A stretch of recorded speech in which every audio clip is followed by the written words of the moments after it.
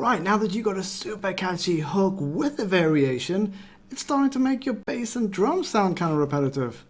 What do? You keep watching this video, of course.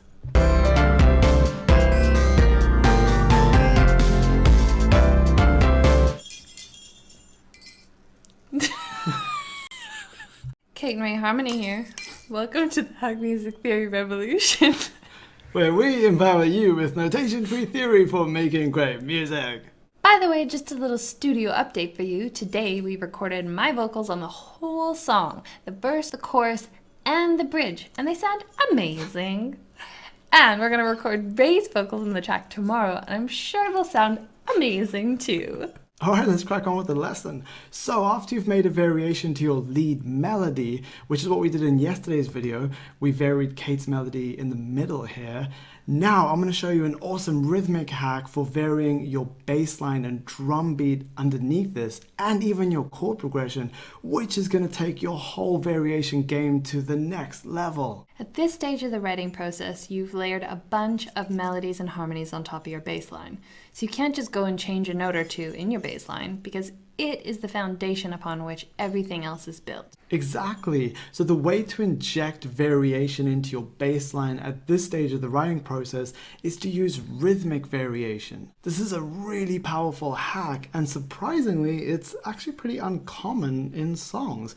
The reason that is surprising is because it is so easy. It's kind of like maximum return on investment, because it takes a few seconds to change the rhythm, and it makes a massive difference to the overall sound and feel. Alright, so right under where we have the melodic variation here, we're going to create our rhythmic variation in our bass line and our drum beat.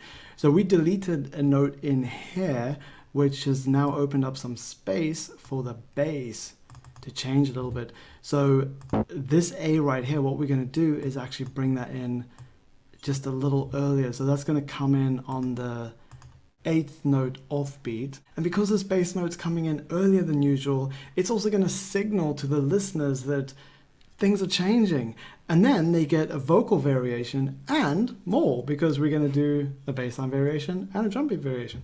So on that note, let's get down into the drums. So remember where this is, because now we want to go down into the drums, and we're going to have a look at this moment in time right here, because that is where we put that bass note, and it was here with the kick.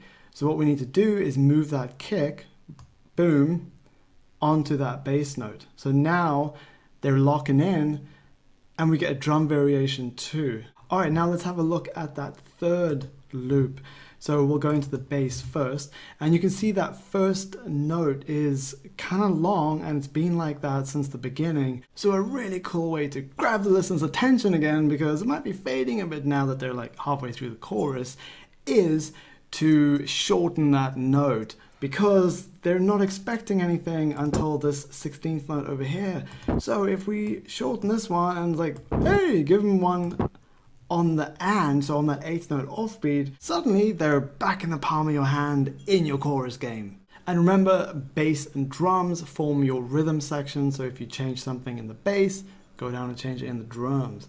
So let's get down into that drum track, and this is the note here that was on that syncopated 16th note, and we're now going to bring it up to the 8th note offbeat, and we're done.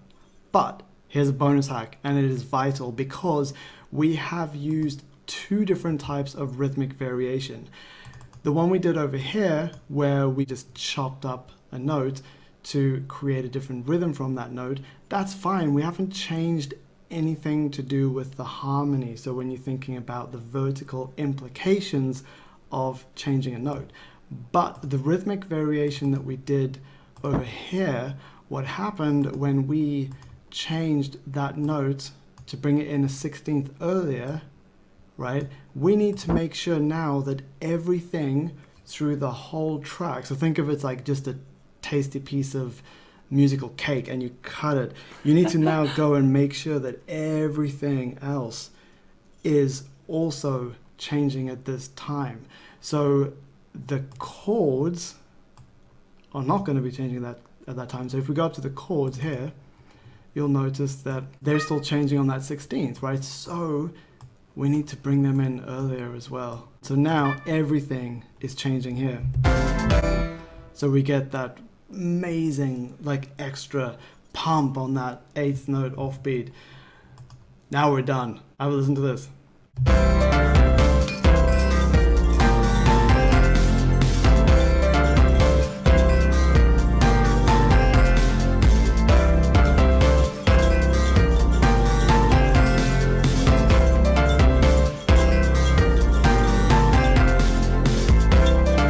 There's only 7 days left till the big reveal of our Christmas singles, so be sure to subscribe and hit the bell for notifications. Also, if you missed any of our previous videos, check out our Christmas Counterpoint playlist. We'll see you tomorrow for some synth magic.